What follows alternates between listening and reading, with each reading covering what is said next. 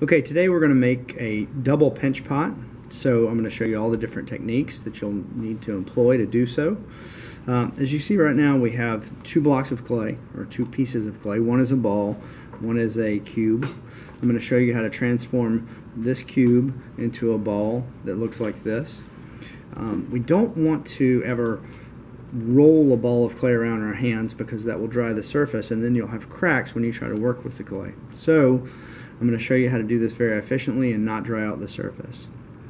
Alright, so both of these pieces of clay started out the same size.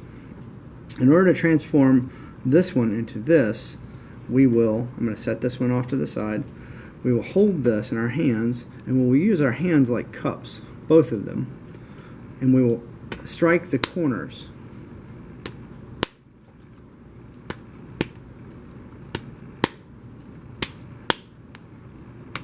Again, we're trying not to dry out the surface of the clay because we'll have issues with cracking. If we feel like our hands are very dry, we can keep a sponge handy and touch that sponge just ever so little. We don't want to get it slimy or sloppy, but we can have a little bit of moisture on our hands so that we're not pulling all the moisture from the clay surface. Again, make sure that you're not putting a tremendous amount of water on the surface of the clay because it will get slimy. Okay, now we have two balls that are approximately the same size. Now these balls are a little bit large. We want them to be a little smaller, so I'm going to cut them down a little bit. I'm just going to use this wire tool, but I could use, better yet, since you won't have a wire tool, let's use a plastic knife.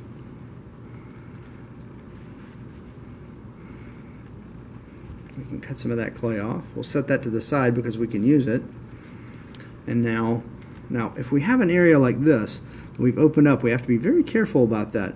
The wire tool would have cut it much smoother, but again, you may not have access to that. And with the wire tool, you just pull that through and it takes the material off. But this could be a real problem. We can create an air pocket. So if we have a hole like this, we need to make sure that we mash the clay into it first so that we don't trap air. And now we can go back to using our hands like cups and striking that clay and turning it into a ball. Remember, if both of your hands are cups, eventually you're going to turn that into a ball. This is a perfect size. It's about the size of a baseball. So we'll move fast and take this off. Maybe a little bit more. Again, if you start out with two blocks of clay that are the exact same size, you don't have to do all this. But this is some problem solving. Those are about the same size. Close enough for what we're going to do. Okay, now we're going to transform these into pinch pots. And to make I'm going to set this one to the side. To make a pinch pot, we'll hold it in our hand and we'll take our thumb and drive it into the clay. Now we don't want to go all the way through. You just want to have that stuck on your thumb. Now we're going to pinch the walls. And I'm going to use my hand like this, and I'm going to squeeze to a consistent thickness each time.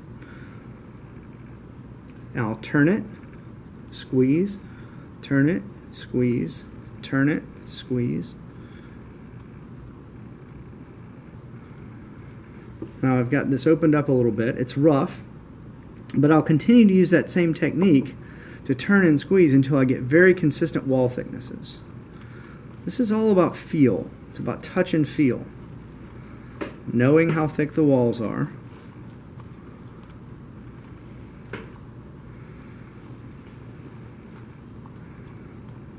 I'm moving really quickly, but you don't have to.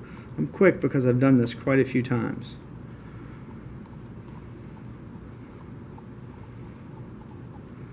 Now I can't get to the bottom. If you'll notice, my pinch pot is starting to look pretty good. It's getting thinner, but my bottom is kind of flat. And I want this to look like, I want it to be rounded. And so in order to get it rounded, I have to use my fingers instead of this pinching action. And I'm going to use my hand in that cup formation again. I'm going to hold it like a cup. I'm going to put the corner in there, and I'm going to take my fingers and I'm going to push down in the corner. And then I'll turn and push, turn, push. And this will thin out the bottom.